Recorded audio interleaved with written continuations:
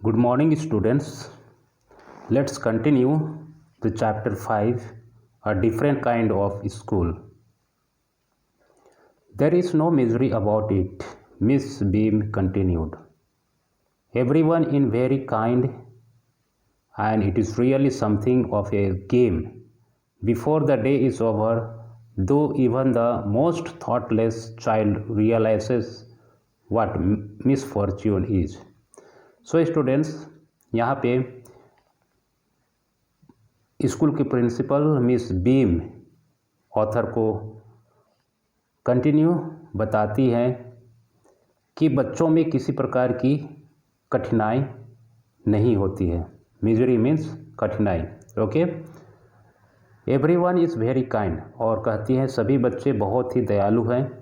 And it is really something of a game, और ये just एक गेम की जैसा है। Before the day is over, though even the most thoughtless child realises what misfortune is, और दिन के बीतते ही यहाँ तक कि सबसे पुअर बच्चा, सबसे लापरवाह बच्चा रियलाइज महसूस कर लेता है कि मिसफॉर्च्यून, बुरा वक्त कैसा होता है।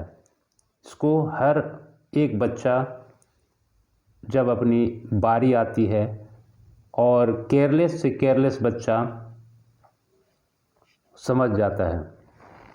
तो ये कह के मिस बीम ऑथर को बताती है, the blind day is of course really the worst, but some of the children tell me that the dumb day is the most difficult.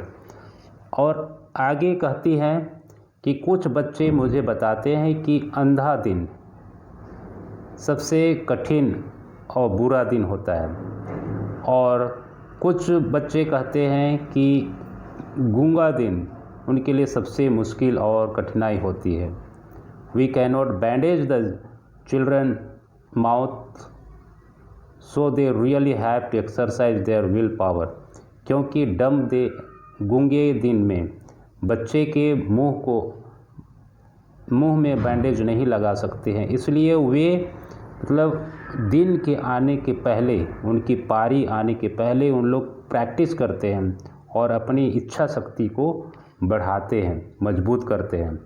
Come into the garden and see for yourself how the children feel about it.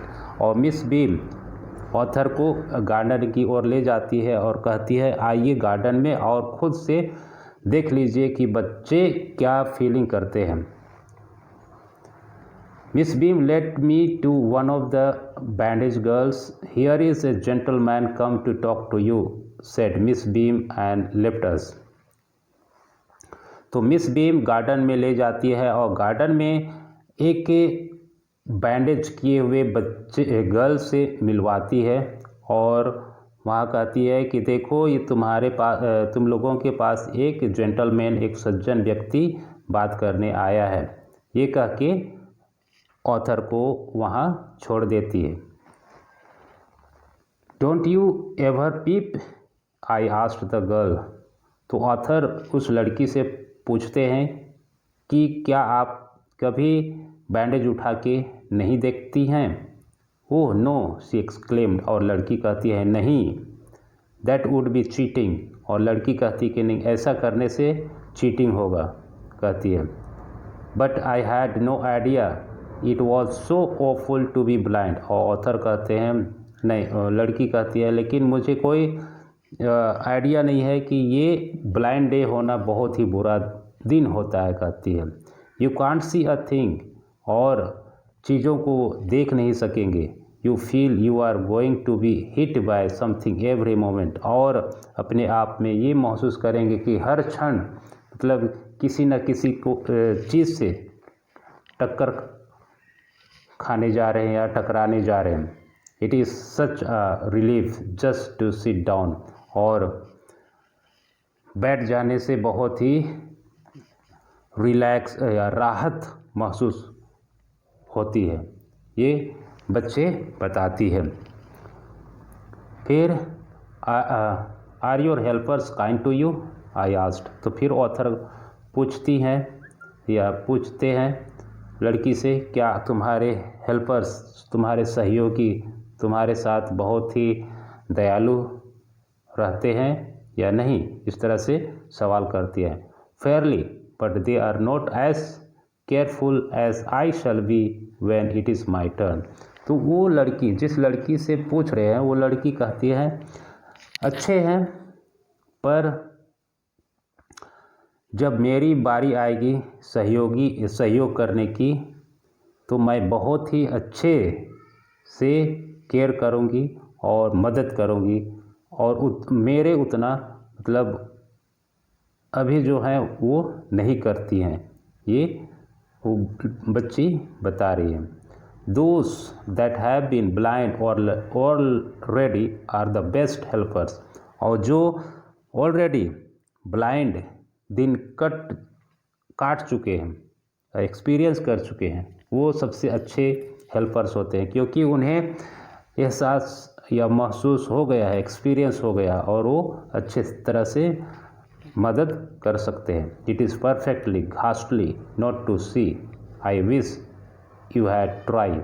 और कहती है कि अंधा होना बहुत ही बुरा होता है, कहती है आई विश यू नॉट ट्राई। और लड़की कहती है कि मैं उम्मीद करती हूँ कि आप इसे इस तरह ट्राई ना करें, कोशिश ना करें। Shall I lead you anywhere I asked. तो ऑथर फिर से बच्ची से पूछते हैं, क्या मैं आपको कहीं ले जा सकता हूँ? तो लड़की कहती है oh yes, she said let's go for a little walk. तो वो दोनों कुछ दूरी जाते हैं वॉक में। Only you must tell me about things, I shall be so glad when today is over. Only you must tell me about things, I shall be so glad when today is over. The other bad days can't be half as bad as this। तो बच्ची कहती है कि मुझे केवल आप चीज़ों को बताते जाइए और मैं बहुत खुश होंगी, क्योंकि ये दिन धीरे धीरे बीतते जा रहा है। कहती है Having a leg tied up and hopping about on a crutch is almost fun। और एक पैर को रस्सी से बांध करके अगले पैर से फुदक फुदक के उछलना, बैसाखी के सहारे चलना, ये बहुत ही मस्ती होता है। I guess having an arm tied up is bit more troublesome. और कहती है कि हाथ के एक हाथ को बांध देना क्रचिंग के सहारे चलने से ज़्यादा मुश्किल होता है, कहती है, क्योंकि you can't eat any without help. और कहती है कि अगर हाथ को बांध देंगे तो आप कुछ खा नहीं सकते हैं, एंड थिंग्स लाइक दैट। और इस तरह चीज़ें चलती हैं। I don't think I mind being deaf for a day, at least not much. तो वो कहती है कि अंधा होना, गूंगा होना, हाथ बांध देना, पैर बांध देना, ये थोड़ा सा तकलीफ़ होता है, लेकिन बहरा कर देना, बहरे डे या बहरे कर देने से मुझे ज़्यादा तकलीफ़ नहीं होगा, कहती है। But being blind is so frightening, लेकिन अंधा होना बहुत ही डरावना है, कहती है। My head aches all the time just from worrying that I will get hurt. और मेरा सिर हमेशा दर्द करते रहता है कि कहीं मैं किसी से टकरा ना जाऊं और मुझे कहीं चोट ना लग जाए। इस तरह का मन में मेरा चलते रहता है। Where are we now? तो लड़की कहती है अभी हम लोग कहाँ हैं? In the playground I said. तो ऑथर कहते हैं हम लोग प्ले ग्राउंड में हैं। We are walking towards the house. तो आगे कहते हैं कि हम लोग अपने घर की ओर जा रहे हैं, Miss beam is walking up and down the garden with a tall girl. और मिस बीम भी एक लड़की, एक लंबी सी लड़की के साथ गार्डन में वॉकिंग कर रही थी। What is the girl wearing my little friend asked. तो ऑथर कहते हैं कि जिस लड़की के साथ मिस बीम चल रही है वो लड़की कौन सा ड्रेस या क्या ड्रेस पहनी है। कहती है ये blue cotton skirt and pink blouse. तो लड़की, अंधी लड़की बताती है कि एक ब्लू कॉटन स्कर्ट और पिंक ब्लाउज पहनी है। आई थिंक इट इज़ मेली। और कहती है कि हाँ ये मेली है। She said. What colour is her hair. उसकी बालों की कलर क्या है। वेरी लाइट, बहुत ही लाइट है। I said yes that is मेली, ही इज़ हेड गर्ल। तो लड़की बताती है कि वो एक हेड गर्ल है। There is an old man tying up roses. I said. तो ऑथर कहते हैं वहाँ पे एक क्या ओल्ड मैन है जो रोज़ के फूलों को बांध रहे हैं। Yes that is a Peter. हाँ वो पीटर है। He is the gardener.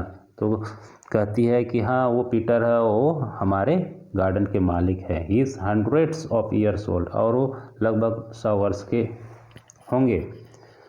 And here comes a girl with curly red hair, she is on crutches, that is Anita, she said. और ऑथर कहते हैं यहाँ एक लड़की आ रही है जो बैसाखी में चल रही है। वो कौन है। तो अंधी जो आँख, जिस लड़की के आँख में पट्टी बंधा हुआ तो बताती है कि हाँ वो अनीता है। कहती है तो इस तरह से वो आँख में बंधे हुए लड़की, पट्टी बंधे हुए लड़की सभी के बारे में ऑथर को बताते चलती हैं। Okay then and so we walked on. और ये दोनों चलते गए। Gradually I discovered that I was 10 times more thoughtful than I ever thought I could be. I also realized that if I had to describe people and things to someone else, it made them more interesting to me. और author कहते हैं Gradually I discovered that I was 10 times more thoughtful than I ever thought. और author कहते हैं कि मैं 10 गुना और ज़्यादा थॉटफुल हो गया, विचारणीय हो गया जितना मैं सोचता था। कहता है आई कुड बी।